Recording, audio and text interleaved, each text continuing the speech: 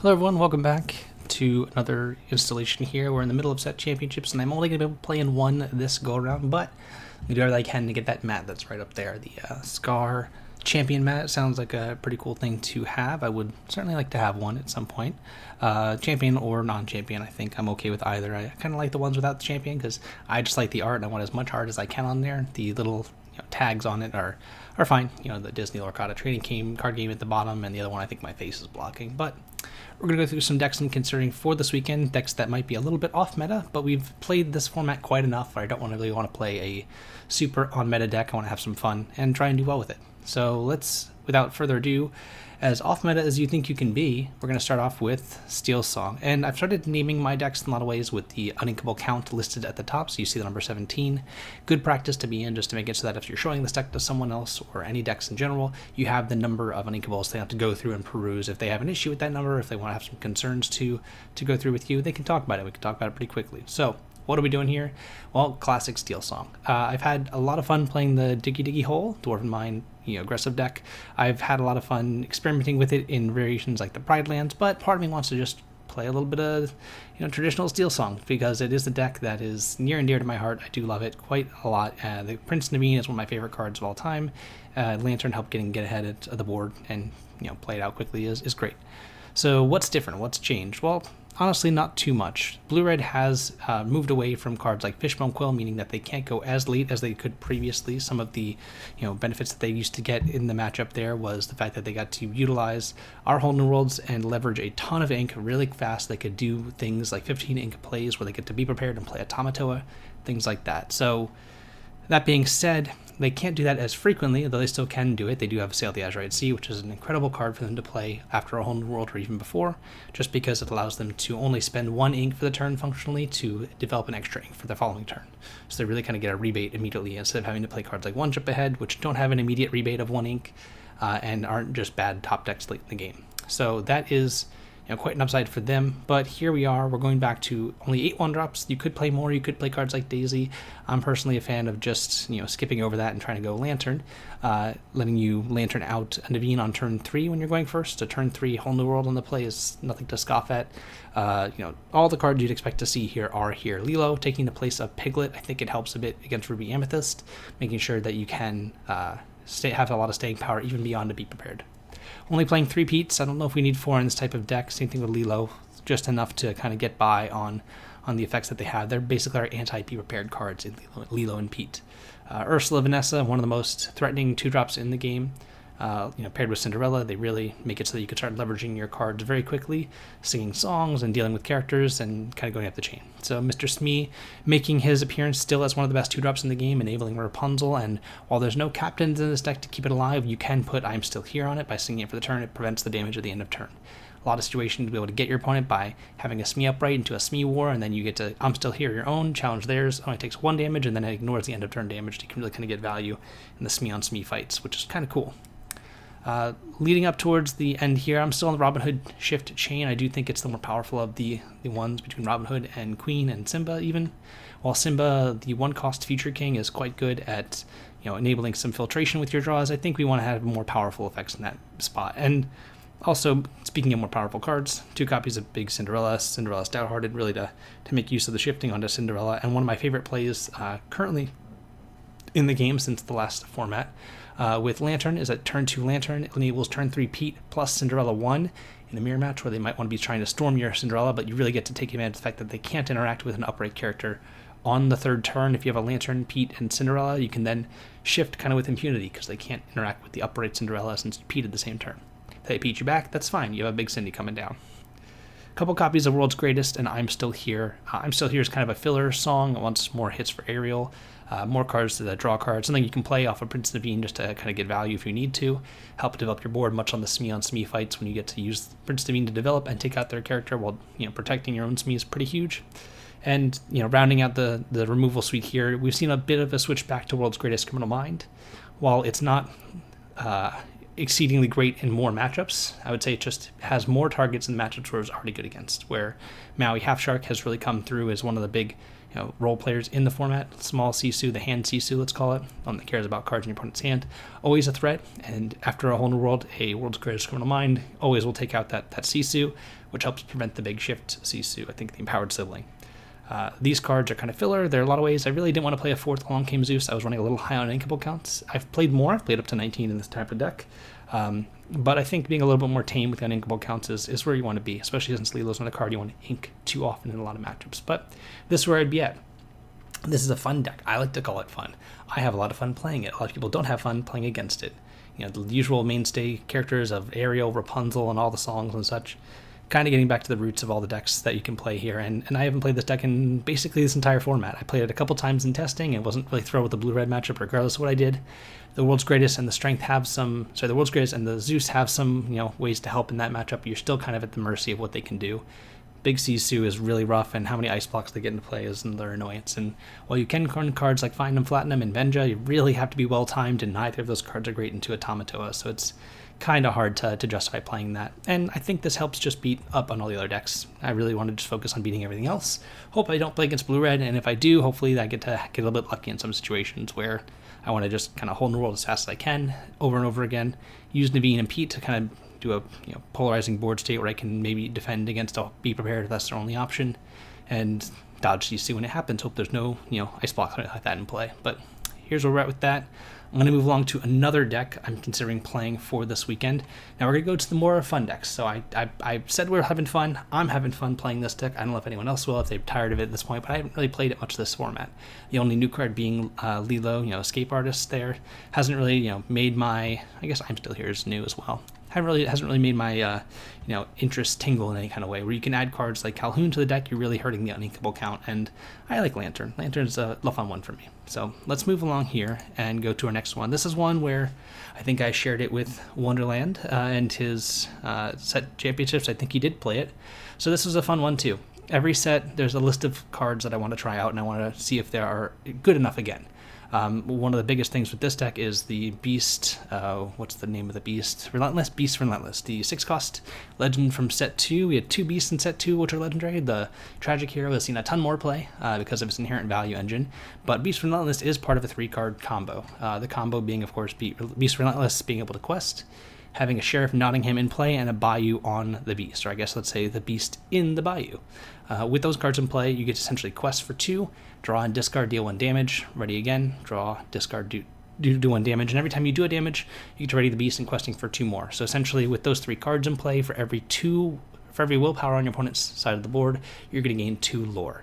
You can do a lot of things even despite that with Beast Relentless, just have a lot of ways to deal incidental damage with your characters. Your one-quester characters that challenge in maybe actually gain 2 lore at that point because you can quest with Beast, challenge with something else to onto one of the characters, ready the Beast. I've done things where I've gone 12 lore just because I had a Beast in play and a couple characters to deal to do stuff with. I didn't even have the full combo. This deck has a lot of stuff going for it. It plays a lot like a traditional green steel deck in a lot of ways. Diablo Shift Chain here, Ursula 2, Calhoun even making an appearance. I didn't quite put the uninkable count at the top, but it is high. It is 18. That is quite a lot because our Sheriff Nottinghams are uninkable, and so is Storm, Diablo, Calhoun. I think it's reasonably okay. You have Heffalops and Oozles to draw. You have Strike a Good Match to discard extra uninkables. Diablo can discard extra uninkable actions like the card Remember Who You Are, which we'll get to in a minute. Ursula and Pete kind of do a really good job defending, and Beast Tragic Hero is really good bait, where either it lives and you're doing great, or it doesn't live and it cleared the way for your Beast Relentless to live. So I think there's a lot of good stuff going on here. And in some of the matchups where it's hard to keep board control, to where you're playing as maybe a Ruby Amethyst deck where they're playing library and drawing a ton of cards. Remember Who You Are is a card that just says draw cards equals the number of cards that they have, difference to yours. So if you have 1 card and they have 6, you draw 5. While it doesn't happen too often, you always have the ability between Strike a Good Match, Bayou, to draw and discard it to when it's not good, or use it to discard to play a Diablo. Funny enough, when you discard a card to Diablo, if you have a Sheriff Nottingham in play, you get to deal damage, making Diablo Shift even better. But it's a fine card. I have not really hated it, I've not really loved it, I've certainly got to suck with my hand, but it's been great in some matchups and not great in others. But that's just how cards can be sometimes, very polarizing. You have the traditional kind of songs here you see in Green Steel with Storm and Strength, kind of making their headway into almost every Steel-based deck right now, trying to play those cards with Diablo on turn 2 or Ursula on turn 3, getting to double cast them. But yeah, this deck is kind of a monster in some ways, where an unsuspecting opponent can just lose. Your ideal situation is to play a bunch of things and then play a Relentless on turn 6, and if they don't have an answer for it, you get to then play Nottingham and Bayou from your hand and immediately kind of go off from there. You don't need to have anything but the Beast Relentless in play to then go off in a combo sense. A lot of fun. The combo doesn't happen every game. It happens sometimes, but in games where it does happen, it can win from game states that you otherwise couldn't win with, and your opponent can certainly play around it. I think this deck lost a lot of popularity initially when it came out. These cards have been available since set 3, but due to the rise of Cogsworth, giving resist is certainly impossible to get around. You don't have the ability to get rid of it really in any way, so an upright Cogsworth kind of shuts down your entire game plan. You can certainly just start questing and getting around it that way, but due to the decline of Bluesteel, this deck might seem like a good choice, but I certainly have a lot of trouble with Cogsworth and Ward characters. But either which way, it's a lot of fun. I definitely want to give it a try. I've been trying it some locally and some in any other way I can. It's a fun deck, and I want to give it a shot maybe. So I'm going to do some testing this week and see if it's good enough, but we're probably ultimately going to leave this up to a vote what I do play. And next up on the list here, again, the song's kind of complementing all the things. Muses being able to control the board, Diablo, Ursula, Calhoun, early game plan. You could play other things like Fire the Cannons if you really felt inclined, if you're in a heavy aggro meta, or other 2-drops, maybe even morph to make the Beast Tragic Hero come out earlier, or even Diablo to be able to shift. A lot of things you could do, but I like where this is at, and I think this is about what I would register if I had to play the deck. But next up here, we have another sweet one I was really hoping would work for Continentals. In all honesty, I was really trying very hard for this deck, and this is going to be one kind of out of left field, which people are like, why would you ever want to do anything like this? Ruby Steel is not good. You don't have any card draw. Sure, these are all correct. All these things are very, very true. Ruby Steel is a combo that really is a supplementary color combo. Both of them, Steel and Ruby, pair very well with other colors. They don't really pair very well with each other because they're kind of the removal color. They're the ones that get to banish a lot of characters, deal damage to characters. They help supplement a lot of different game plans, but they don't really work well together because they're kind of compounding what they do, and that's not really what the game's about right now. So what are we doing here? There's a lot to unpack. Let's stay with. So Fan the Flames and Go the Distance. Those cards are ready characters. Fan the Flames does it unconditionally. Ready any character of yours it can't challenge. Go the Distance readies a damaged character, and you can draw a card. Note, you can play Go the Distance to just draw a card, even if there's no valid targets in play. Just how the game works, you can do that. We have other songs in I'm Still Here, resist 2 and draw a card. One Last Hope, resist 2, don't draw a card, but if it's a hero that's chosen, you get to then challenge readied characters. Strength of Raging Fire, just a big piece of removal. I couldn't quite fit in Let Storm Rage On. There wasn't enough of an incentive for me here. Let's talk about what we're doing with the deck. So we have two different shift lines. We have Mickey Mouse shift line. Let's just play the Captain Mickey, which we'll get to is to, Pirate Clause there, buffing a pirate character, and then giving that pirate character immune while challenging this turn. There's not that many pirates, right? Okay, we'll get there. We also have Robin Hood, of course, another great shift line. We essentially have two different one-cost characters that shift on 3 that can sing a Whole New World. Whole New World's our primary kind of draw engine. We have all these actions which are 4-cost Robin Hood. The Sharpshooter can then find, and if we're able to ready it, we can protect it by having it not be exerted. We can play I'm Still Here on it to give it resist to. We can find a removal spell on Brawl or Strength of Raging Fire, or a whole new hand with a Whole New World. So that's what we're starting with here. Calhoun and Smee are the best kind of 2-drops, and Smee is a pirate for our Mickey Mouse to choose to give immune while challenging. Certainly a powerful play where you go Mickey Mouse on 1, Smee on turn 2. Say they have a Daisy or something like that exerted. Even a Lawrence or something, you get to shift the Mickey, quest with it, make your Smee unable to be damaged through challenging. It's immune from damage that way. Hit it, and then you kind of just get to keep your Smee in play. Kind of great. We also have Rhea, which every time you ink a card, you get to ready something. Good, again, at protecting our Robin Hood. All these things are kind of cool, and one of the best things you can do with this deck is use Fan the Flames and Go the Distance to ready your either Mickey Mouse or Robin Hood to be able to sing Whole New World multiple times. You can definitely kind of go off and play a ton of actions in one turn, which makes our Maui Half Shark even better. But one of the unique things that people didn't quite realize with Mickey Mouse is that you can actually choose itself. So you can choose itself with the Mickey Mouse Pirate Captain. While that might not seem very good since it's already quested, if you're able to then ready the Mickey Mouse using Fan or Go the Distance, you can then use it to challenge, and it's immune from damage as well. So it does have a little bit of added bonus where, yes, there's not as many things, but if you have the ability to, and quite a few ways to ready characters in this deck, there are 9 cards which do that, you can choose itself with the ability and then challenge your opponent's character. So we have those which are nice. Wreck-It Ralph is making an appearance when we're trying to, in quotes, go off. We have a lot of ways to ready characters, and if we're able to put some damage on this character and then Fan or Go the Distance, we can gain lore out of nowhere. That's one of our kind of closing endgame engines. Last of note is Maui Half Shark. This deck can essentially lock character decks out of the game. How will we do that? Well, we have Fan the Flames, which ready as a chosen character, so every time it challenges something, it gets to ready. But if that's all we have, then we can only challenge exerted characters. But we mentioned earlier, One Last Hope is a card that gives our character resist 2, and if it's a hero, which Maui Half Shark is, can challenge ready characters. So what you do is you have either One Last Hope. I guess you have to start with One Last Hope. You play it on Maui Half Shark, you get to challenge something, then you return Fan the Flames, and every time you fan, you gain a lore, and every time you have it ready, you can challenge even a readied character, and then you end that sequence there by returning One Last Hope. So you return Fan the Flames over and over again until that happens. One Last Hope is your last return, so at the end of that sequence there, you can always just return One Last Hope and have it be able to use the following turn to challenge more ready characters, grabbing Fan the Flames back over and over again, and then returning One Last Hope at the end.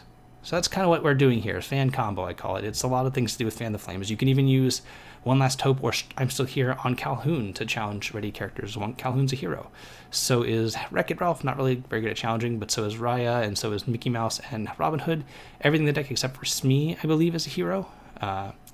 So it can be used on pretty much everything except for Smee. Making it pretty versatile. The only reason you don't see more in this deck is because it's uninkable. We're at 14 uninkables in this deck right now, and it's a little bit tough to get that off without as much card draw. We really want to use Robin Hood to be our kind of card draw engine, either find and go the distance, draw a card, I'm Still Here to draw cards, or a Whole New World to then reset our whole hand. A lot of stuff to do with this deck, and a lot of tricky choices about timing and when to use Raya's ability, whether you want to quest with Robin Hood or ink afterwards. But if you quest with Robin Hood, you might hit Whole New World, so you might want to ink beforehand. But if you do that, there's a lot of if, ands, or buts there. But this has really been a fun deck to play, and I really wanted to try and make it work for Continentals. Just in the face of how much blue-red there is in the game right now, it's a bit hard to justify playing something like this since they kind of just don't care. And this deck is not the greatest, and to be prepared, you could replace Wreck-It Ralph with Pete to make it a little bit more stable there, but ultimately, that's kind of taking away from some of the cool interactions this deck has, and I don't think it's worth it. I'd rather just hope it works out. Maybe Strength isn't great, but you can play something else, maybe like Storm, if you want to go up on the uninkable counts. Not having a one-cost Singer functionally for Storm is kind of rough, where you don't have Diablo, Shift Chain, or Cinderella, so that's why we don't see as many Storms here. Storm is really only best paired with Singers that are really good at singing, but who knows? We might get some tools for this deck in the near future. But in the meantime, it's a really sweet deck, and I've really enjoyed playtesting it a bunch. Again, one of the decks I was really trying to make work for Continentals, because I thought it was a super awesome surprise kind of factor deck that people might not be prepared for, no pun intended. But ultimately not being quite enough, I think, to make work here. But certainly something to keep in your back pocket, much like the Beast combo deck we saw previously, where it could get more tools, and those tools might be good enough to make it kind of edge towards tier 1. But we'll see. We have one more deck here to go through, and another Maui Half Shark deck, which I've really enjoyed and have tried in the past in some variety, and want to give potentially another go in the future. So we have, again, Robin Hood and Maui kind of teaming up here for a 1-2 punch. Literally, they're hoping to deal 1 and/or 7 damage. I should lie. I'm lying too much there. There's no 2. There's no 2 involved. The 2 comes to the Queen of Hearts. Anyway, another Emerald base deck what we see with Diablos and Ursula, or only 3 Ursulas here. We don't need as many, we don't have as many targets, but really using Robin Hood to do a lot of awesome work. We have the ability with Hypnotic Seduction to set up our Robin Hoods if we need to in a pinch, where we can choose essentially which action we put back on top. If we have a card like Dragonfire, we have Robin Hood, we can just play Hypnotic Seduction, look at the top several cards, put a Dragonfire on top, or we don't talk about Bruno, and just get it off that way, while being able to progress our board by playing a 3-cost card on the turn 5. We would be able to quest with Robin Hood. We also have Diablo and Ursula, some of the best reasons to play it. Prince John with the 8 discard package, Hypnotize and Sudden Chill, to really knock out your opponent's hand and get some card draw that way. We have Pete, Bad Guy, which surprisingly enough is a very difficult card for Ruby Sapphire to deal with. It is 3 strength and has ward, so they cannot seize to it ever. They cannot shrink its strength ever to make it so that it doesn't die to that. It only dies to Be Prepared, which I imagine between Ursula, Sudden Chill, and Hypnotize, the only Be Prepared that ever going to play are the ones that are coming off the top of their deck in a very niche moment. But this deck has a little bit more going for it in a lot of different ways. The uninkable count, forgive me here, I thought I had it pulled up, but I was just making sure when I was looking at it. We are at 14 uninkables, so it's not too big of a deal. The Ursula, Deceiver of All, so 3-cost Ursula, only has 2 different songs to sing but we also can, in some worlds, sing Pirate's Life with it as well, doing it twice if you're able to, as a way to close out the game. Robin Hood questing for functionally 4, making your opponent lose 2 if it does hit a Pirate's Life is nothing really to scoff at. There's a lot of things you can do with that kind of card, and a lot of other things where you just have a lot of high lore characters late in the game where you can make Robin Hood quest for functionally 4. Pete, bad guy, definitely quest for at least 4 because you have a ton of actions to play with the Buffett strength, so quest for 4. You could try and include cards like You Came Back, where you can ready a character to then do it again. I've tried that a bit. I haven't liked it as much. The unequal part of that card has been a little bit tricky to make work. I've really just wanted to max it out on interactive cards like Brawl, Dragonfire, and things like that. Havalumps of Woozles was a big addition for this set as well. And of course, Maui Half Shark. While it's not able to do anything combo-tastic like it was in the previous deck, it certainly does make it pretty threatening for your opponent to try and quest, and it makes anything you do find off your Robin Hoods or anything like that, your Ursulas casting things twice, really, really powerful, making it so you gain lore and close the game in a quick fashion. You're a little bit susceptible to aggressive decks. You don't have as many piece of cheap interaction like you otherwise would. Queen of Hearts is kind of the only thing kind of gluing it together. I could certainly see cutting a Hypnotic Deduction and maybe one of the Prince Johns or maybe one of the Ursula 3s for more Queen of Hearts. It's the card I think that could do the most in that situation there to help out, but overall you're really trying to just get past the game without having too much lore develop on your opponent's side early. You do have ways to stop them from doing things like that with Pirate's Life in the later parts of the game, but really struggling to get to the later parts there. And you could play Be Prepared, but this deck kind of wants to just avoid that whole situation and kind of work through it in different ways. Maybe cards like Under the Sea could work out too, but we need some more kind of singers to make that work, and we really don't have very many good 4-cost cards to make that a reality at the moment. We could include things, but a lot of ways to go with it. I do think that this deck does have a lot of potential. I like to see more support for this type of deck in the future. What that would look like, I'm not exactly certain. Maybe a 6-cost Emerald action that does something, or a song that really makes it kind of tie together with Robin Hood. But yeah, this is another deck where I've had a lot of fun play testing with it, doing a lot of fun things. It wasn't really ever seriously on my competitive radar, but for Store Championships, it's kind of perfect. It does all the cool things and really can take a lot of people by surprise. So that's what I have here. In the comments, let me know which of these are your favorites here. You can go back and look at each of the deck lists, and I think by Friday coming around in my Discord, I might have a poll going where we do a vote, and at that point, I might play whatever we end up on. But yeah, we have this deck, we have the Fan combo deck, which is one of my favorites. We have the Beast Bayou combo deck, and as well as, of course, traditional Steel Song. So let me know what you think. Tune in later this week. I'll have more decks going up here, do a separate kind of poll for maybe the week after what I'm playing at the Southside Gaming event in, I think, Fort Lauderdale or Miami, somewhere around that area. I don't know exactly the location. But until next time, thanks for tuning in. See you later.